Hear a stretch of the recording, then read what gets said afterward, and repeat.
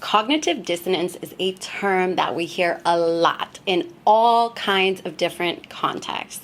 Today, I'm going to be talking about how it relates to relationships, why it can be so very dangerous, and what to do about it. If you are just as excited to get into this as I am, go ahead and give me a like on this video. My name is Kristin. I am a life and relationship coach, a clinical hypnotherapist. I work with women who have been in toxic relationships to heal, release that past, love themselves, create healthy and happy relationships in their life. So do not forget to subscribe to my channel for new content every single week. Cognitive dissonance is a psychological phenomenon where you hold two contradictory or opposing beliefs at the same time, or when your behavior, the actions that you take in your life, do not match up to your beliefs and inner value system. A really simple example, somebody that is super committed to their health. They eat healthy. They work out every day. They are all about that health life, but they smoke cigarettes. And they might say something like, well, doesn't everybody have a vice? Just kind of doesn't add up, right? And in the context of a relationship that is toxic, abusive, or otherwise unhealthy, it can look a little something like this. You believe that abuse is wrong in all forms. You believe that no one should ever stay in an abusive relationship. There is nobody that deserves to be abused in their relationship. Yet, you are in a relationship that is abusive, and you say that it's love. And, well, don't you know that sometimes love requires sacrifice? Don't you know that you can't choose who you love, that you just love who you love? Doesn't add up, right? So what's really going on?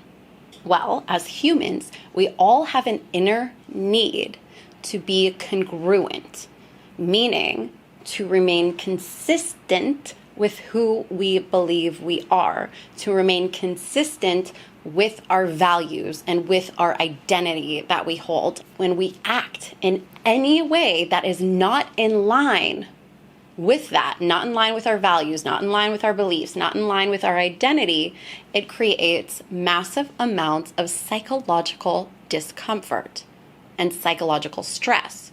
To relieve this stress, we will basically create a false reality to be able to cling to make ourselves feel better. This looks like rationalization, denial, or just flat out making things up to justify the situation that you are in. To put it simply, you lie to yourself to make yourself feel better. And I want you to understand that this is an incredibly common phenomenon. Every single person is going to experience cognitive dissonance in some area of their life, in some way or another in their life.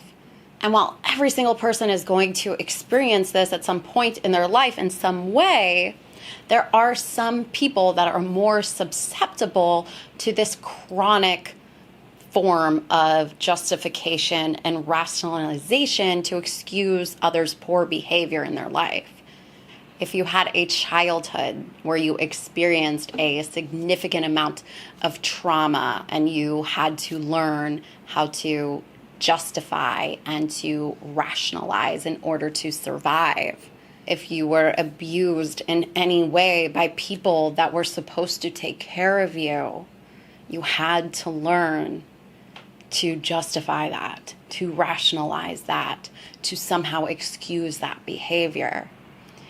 If you witnessed in your parental relationship, that maybe your father was angry and short and your mom made excuses for him. Oh, he works really hard. He's tired from working all day. And you witnessed that. Again, this is learned. The point of me telling you that is because it is learned, it can also be unlearned. When you are in these abusive and manipulative relationships, there are many other things at play. Things like trauma bonds, things like gaslighting. I have videos on these things if you're needing to explore them more. But there's many layers to this. There's many causes for the dissonance. All of that mixed with your human need to be true to your values pretty much is just one giant mind fuck, for lack of a better term. And I know that if you have experienced that, you know exactly what I am talking about. Deep down, you know that you need to go, you know that you want to leave, but you just cling to this false reality that you have created. And by doing this, by going against what you know and believe is right in your core, it actually creates feelings of guilt and shame and lowers your self-esteem, which further perpetuates this entire situation and can leave you staying in this toxic and abusive situation much longer than you would otherwise want to. It becomes worse when you have people in your life that are aware of what's going on and they point out to you your falsities. They say things like, why are you with this person? Can't you see that they're cheating on you? Why are you with this person? They treat you so terribly. How do you not see that? So then what ends up happening is, because that creates even more discomfort because you already know that that's the truth on some level, now you have other people telling you that you then have to justify to. That makes you even more stressed. So then that leads to isolation and you furthering that falsehood, furthering that false reality by just making things up to other people because you don't want them to know the truth. So that just is another layer that's keeping you inside of this relationship. So as always, the question that becomes, how do we stop this? What do we do about it? To break the dissonance, you have to get real with yourself. One of the exercises that I have all of my clients do that have experienced this is to write down every single bad, unhealthy behavior, toxic, abusive, every single thing that you can think of that has happened inside of that relationship. Write it all down so you can see it all together on paper. That is such a powerful exercise to do and can really help you to break that dissonance because you are just seeing so much evidence in front of your face.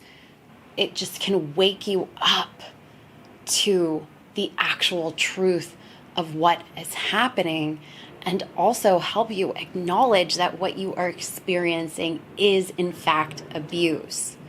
I find that for a lot of people, the denial of that and the refusing to accept that that is what was really going on is one of those factors that keeps you stuck in this relationship. When you stop denying it, when you stop justifying it, and you're just left with the reality and the truth, it's incredibly powerful in breaking that dissonance.